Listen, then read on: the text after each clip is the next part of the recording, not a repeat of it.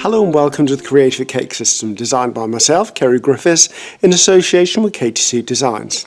So, I'm very excited. I'm going to share with you two of our new moulds that are going to be launched, and they're the Ruffle moulds. So what we're launching is the small Ruffle, and we're launching the medium Ruffle. They don't look much in mould, but I can tell you're going to see the wow factor when I take them out. So before I start working with these, let me tell you a couple of things that you will need to know. Now, first of all, what paste am I using? Now, any of you who've seen previous videos, I apologise, I'm going to repeat myself, but I need to make sure I'm always very clear about this. I'm using any sugar paste or fondant, whether it's ordered from a manufacturer, whether it's taken from a supermarket, and what I've done is I've added Tylose powder or CMC powder just to firm it up, just to give it a bit more strength.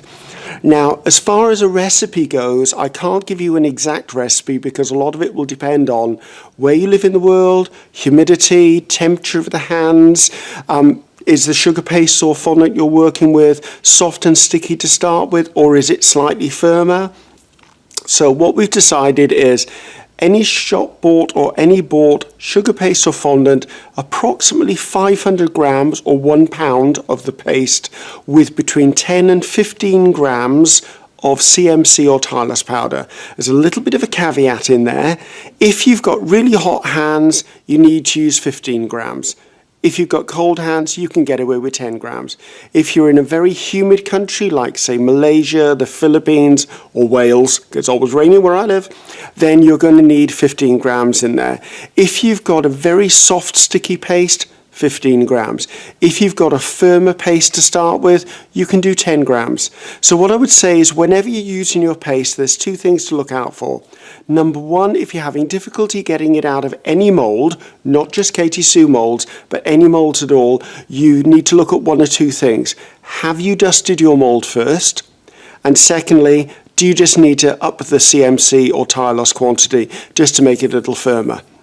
Now, I did mention there, what did you dust your mould with? We always dust our moulds here at Katy Sue Designs with cornstarch or corn flour.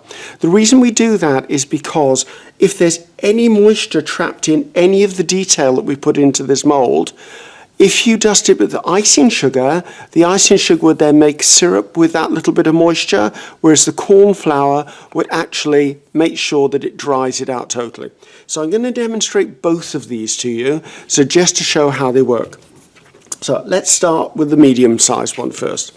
So I'm going to take some of my sugar paste or fondant. Now the project we're eventually going to be doing is actually going to be yellow, but for the sake of the camera, I'm going to do them in green because that gives us a really good contrast between mould and paste, so you can get a really good shot of it.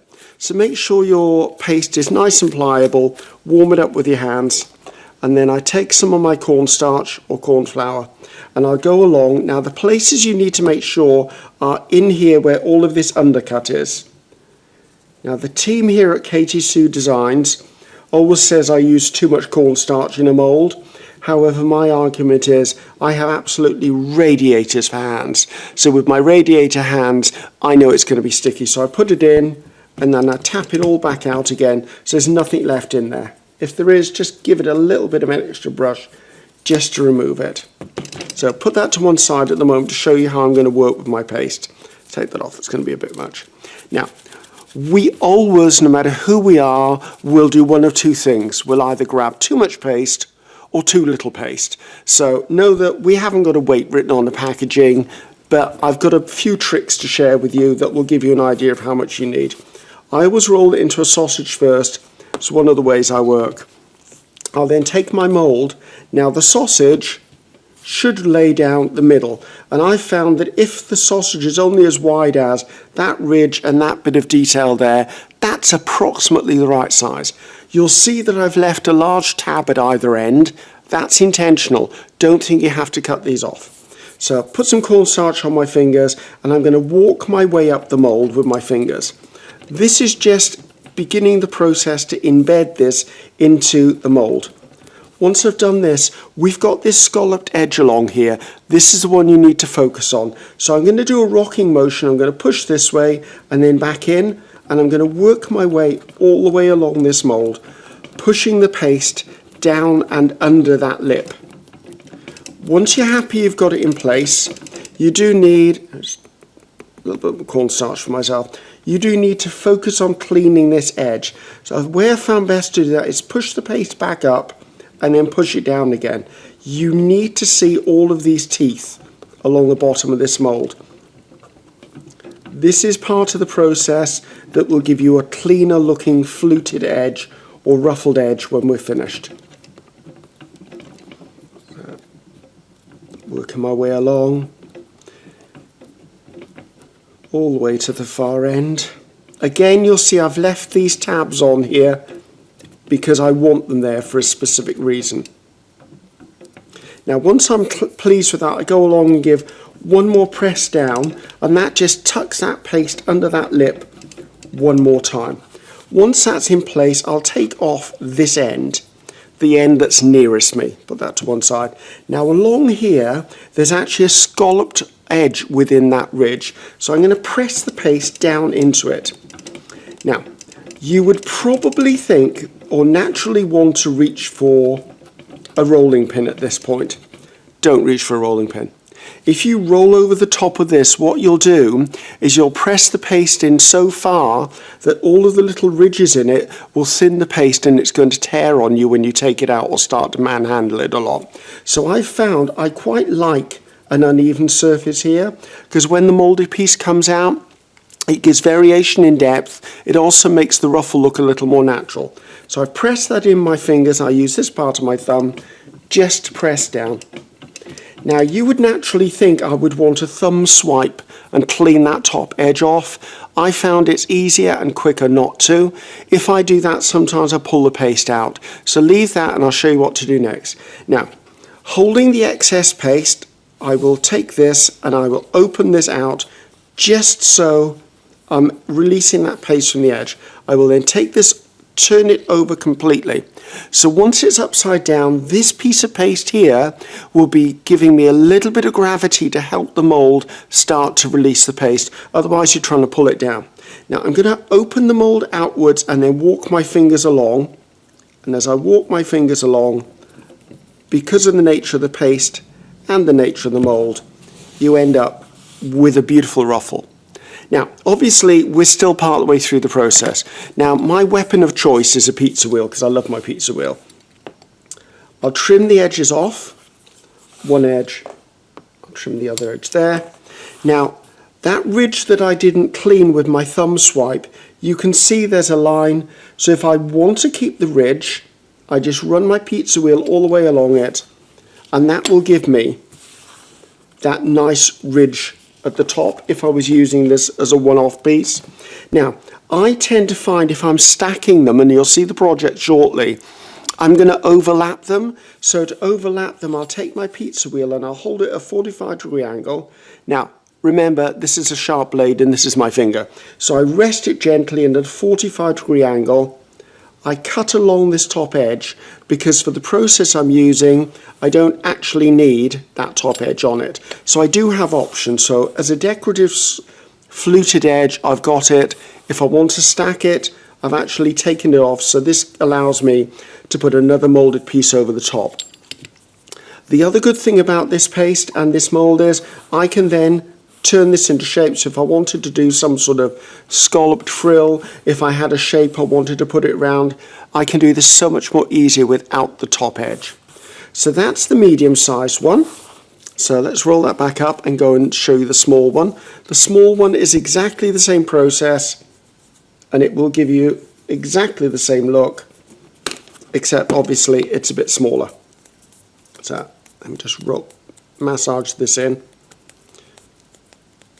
Always make sure when you use any paste, no matter what project you're doing, whether you're just using sugar paste or fondant to cover a cake, whether you're using gum or flour paste to make flowers, whether you're using 50-50 paste, whatever project you're doing, always make sure you use the heat of your hands to warm up the paste. It will always make any project you do so much easier to do. And that stands for using paste in moulds as well. So, again, sausage. As you can see, what I've done is I've got it approximately the width of the fluted edge to the edge. That's a really good guideline for you as to how much paste you need. The more paste you put in, the harder it is to deal with. So using my fingers, walk my way up the mould. If it's a bigger mould, I'd use my thumbs, but with these size moulds, I don't have to do that. Concentrate on pushing that paste down into that fluted edge, then push up and push down again. That rocking motion tucks the paste underneath. Now, if I'm doing a cake of any sort, I can prepare these pieces in advance. I would say no more than an hour in advance though, and what I would do is I would prepare them and keep them covered with plastic wrap or maybe an airtight container just to make sure they don't dry out.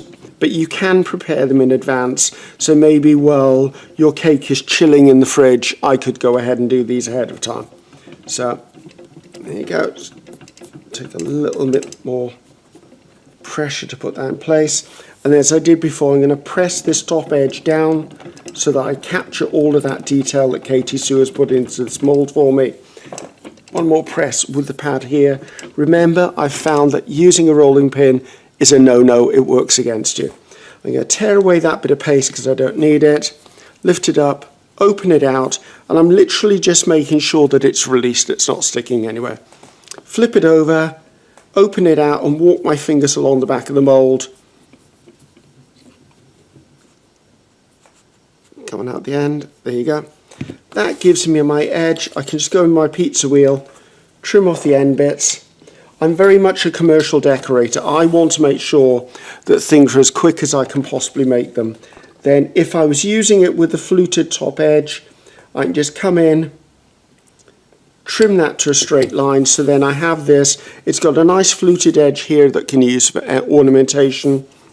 However, if I want to make sure that I've got a beveled edge because maybe I want to put a rope on it, maybe I want to put a small garland of flowers, I will hold this at a 45-degree angle, rest the paste against my fingers, and carefully, not one for the children, go along with your pizza wheel and cut along the edge. You could use a small sharp knife, or I do know there are clay knives that are like a really long razor blade. You could use that instead. So this then gives me the small ruffle, and again, as you can see, I can even put it into a circle. So if I wanted to make a little ballerina skirt, I can do that. If I wanted to put scoops onto the side of a cake, I could do that. So now we've looked at the mould, let's take a look at the cake project we're going to work on. So I've cleared the decks a bit because what I did is I've actually made all of my pieces ahead of time. And as I said to you, I've got them all ready to go, and I've got them on a piece of plastic wrap, and I've got them under plastic wrap. And these have been done for about an hour now, so that shows you that you can still work with the paste after an hour. So let's put that to one side, and let's take a look at the project we're going to be doing. So, there you go. Now, on trend within the wedding cake world is ruffle, and ruffle will be there and always be there. However, I needed to come up with something because I'm a commercial decorator. I needed to work quicker. What I find is if I'm doing a ruffled wedding cake, it can take you a couple of hours to roll out the pieces of paste, frill them and attach them. I wanted to give you the option of working faster, therefore making more profit on the cakes that you actually create for a client. So here we've done an upward ruffle, and we've used the medium-sized ruffle mould. So I'm going to show you how I created this, but a few things first of all. For this particular one, I've got a 4-inch round cake, which is 4 inches high. To do the entire cake with ruffles took me about 45 minutes, just to give you an idea of what you're looking at. Now, because there is weight within a moulded piece, what I would say is you could choose to do the ruffles as you're coating on the side without coating the sides of your cake. So say we've got a cake and we've coated it with, say, ganache, and it's been chilled.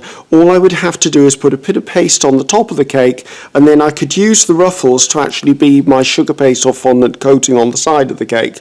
Or you could cover it as normal and then attach them to that, which is what I'm going to do. But I just wanted to talk about an option there for you. So as you can see, it's very uniform, it's very cute. It would make a great top to wedding cake. I've done it with upward ruffles here. On a previous wedding cake, you'll see I've done them as downward ruffles. So quite a lot of variation there. It depends on you as a designer as to what you want to do. So let me show you where we started. Let's put that to one place. So this is what my cake started to begin with. So I'm going to reach over, get my turntable, and then show you the process for cake mapping for this project. Now, I've become quite famous for my term cake mapping because we all know I'm slightly OCD, so I need everything to be accurate. But to be honest with you, if you want these ruffles to work and to look correct, you need to get them as evenly spaced as possible.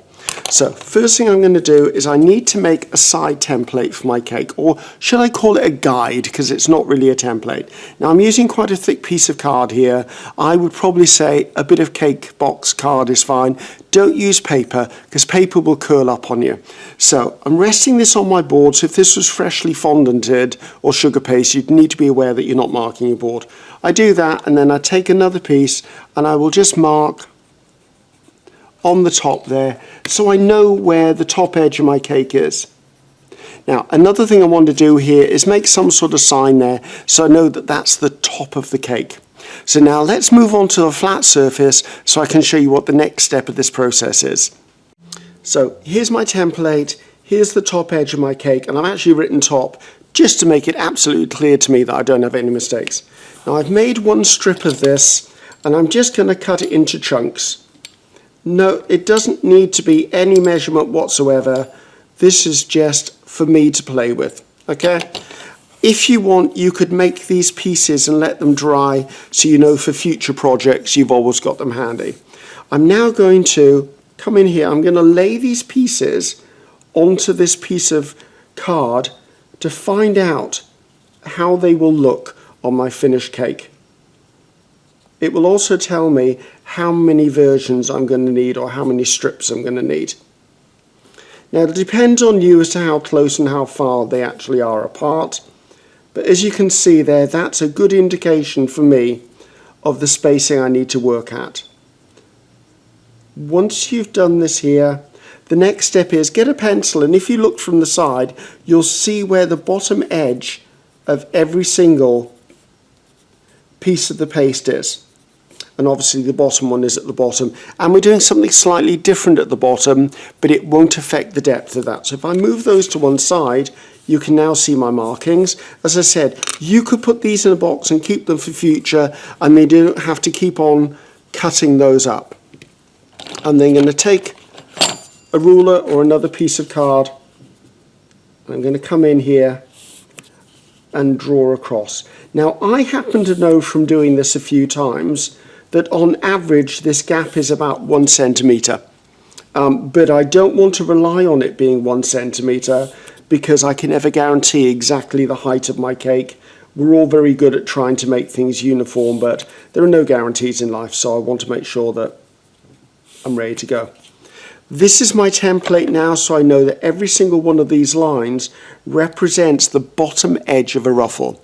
So now let's go back to that cake of ours. So we have our cake, we have our template. Now remember, if this was a cake that had been freshly covered in sugar paste or fondant, be careful of this bottom board.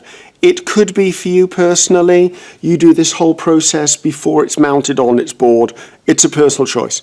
So I'm going to put my template here. Now wherever these lines are, I'm using a plastic knife here. All I'm doing is making a small mark in the fondant or sugar paste. I'm not cutting into it because I don't want to damage it in any way. You could even do a pinprick if you want. So where each of these lines is, I'm going to go down.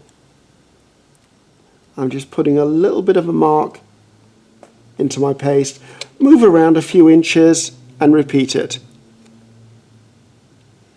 So I'm going to continue around my cake, and probably every couple of inches or so I'm going to do this process just so I have something to line up, and then we're going to look at gluing and attaching the ruffles just to show you how easy it all is. So as I told you, I have all of my ruffles ready to go. I actually pre-cut them, so they're all ready here for me, as you can see. Now, I need to glue the back, but before I glue the back, let's just talk a little bit about the glue I'm using.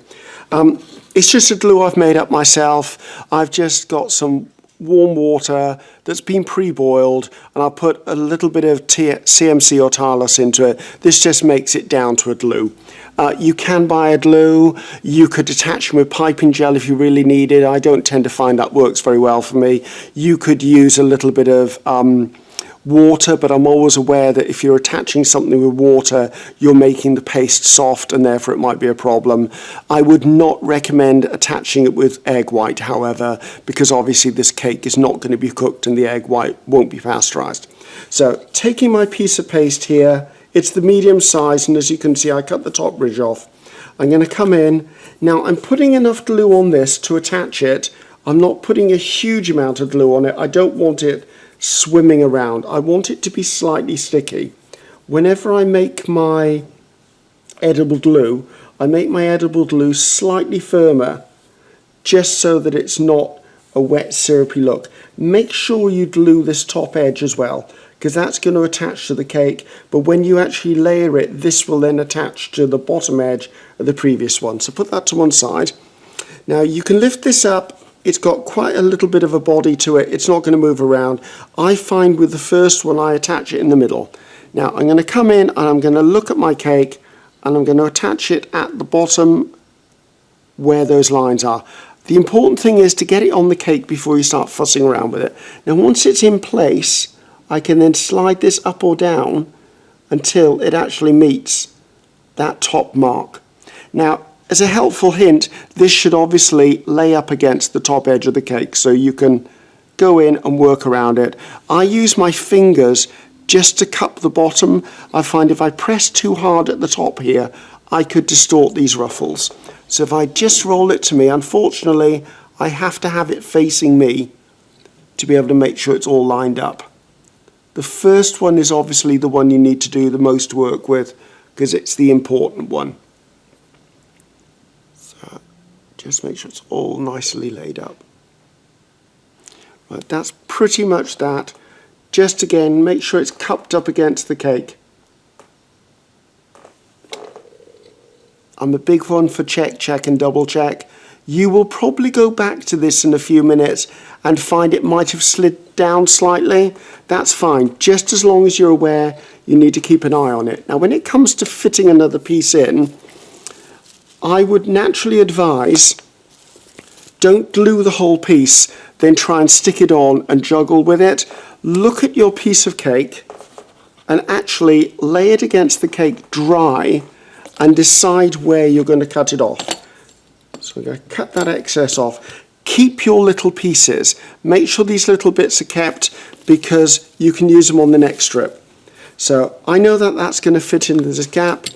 So again, I'm going to come in, add my glue, not too much. I don't want it sliding around, but also I don't want it too dry that it doesn't attach to anything. I do a little bit on the ends because of course it's being attached to its neighbour. So again, coming in, I'm going to push that up against the first one, and it's more important for me to actually attach it to the cake before I play with it. Now, because this ruffle has a bit of a concertina, if you're just slightly short, you can always stretch this slightly and the ruffles will open out a bit. Opposite, if you've cut it one ruffle too much, you can always tuck it back in and it'll squeeze down a bit. So now that you've done this, go around the cake and make sure this top one is exactly where it needs to be. So all of those lines you spent time doing, you need to make sure you're in line with the very first one. You could turn the entire cake upside down and do this upside down. I find I want this standing slightly proud at the top of the cake. So if I did it turned upside down, they'd all be flush, and I think that takes away from it slightly. So I think that's that one in place. As I said, because of the glue, you can move them around slightly. So here is my join. Now, one thing to note, don't line all of your joins up. If you line all of your joins up, you're just going to have this one line all the way down the cake. It's good to try and vary it a bit. So what I tend to do is that little piece that I cut off, that's my starting piece for the next bit. So I'll just put an edible glue on that one. And then I'll go in and where the join is, which is there, I'll overlap that join. And then I'll bring it down so that it's in line with my next mark, which is there. Now, as you can see, because of the measurements we've done, the top of this just sits over the start of that bevel on the bottom of that one. And again, I will work my way around the cake, attaching those. So I'm going to continue around the cake, and then I'll bring you back in when I do the very bottom one, because we're doing that slightly different, because remember, we didn't cut the ridge off. So as you can see, I've now done the ruffling all the way down to the very bottom space in the cake. It's important periodically to look at your cake, and I tend to just make sure everything is in contact and that it doesn't move. It'll depend on how fresh your fondant is, how much glue you've used. I just always really do just go back. After about 15 minutes, it'll be where it needs to be because the glue will have actually absorbed the sugars from both surfaces. So I do go in and look at it eye level. It will make a lot of difference if you can get eye level at it, which is why I've got my taller turntable here. So now talking about the bottom one, remember this top ridge that we didn't cut off? I left it because if you can see with the overhead, I designed with this a really nice fluted edge, and I've cut the top edge with my pizza wheel to make sure it was a straight top edge. This is the bit that is going to sit on the board. So if I flip this over as before, again using my edible glue, remember less is more. I can always add a little bit more with a paintbrush if it's not sticking, but if I put too much on, then things could move all over the place and I end up with one heck of a sticky mess on my hands, on the brush, and you don't want to put wet glue fingers on the cake anyway, because obviously you leave marks on the cake. So I'm going to turn this slightly so I can see straight on. I'm going to come in and tuck the last one just around the bottom. Now, because you need to get it in there, I tend to use the end of my paintbrush just to push in at the base of each of those ruffles. And what that does, as you can see, it tucks it down and into the bottom of the cake. It also helps me accentuate, the scallop that we put into the mould. Now this bottom edge here, so that's what it would look like. I'm not going to go around the whole cake because I can do that at any point. You've already seen how it's done. But this bottom edge is a beautiful place. You can put a little pearl in there. You can put a little blossom in there. You could put the tiniest little rope of colour around there. It's a nice place to sit something. However, if you wanted to go in and say you wanted to put the serrated rope mould, or you wanted something different at the bottom, you could always have trimmed that bottom off so it looked like the other ones, and then you do have space. So there you go. So I hope you like that project. As I said, as a commercial decorator, this speeds the whole process of wedding cakes up for me, because I could have someone helping me now do a wedding cake that is actually quite low in skills, yet as long as they can produce it out of the mould, they could be producing it, I could be attaching it. I could probably halve my time in doing a cake, a full wedding cake. So I hope you've enjoyed this. Let's have a look at the final cake, and I'm looking forward to seeing what you come up with, my ruffle moulds. Bye-bye now.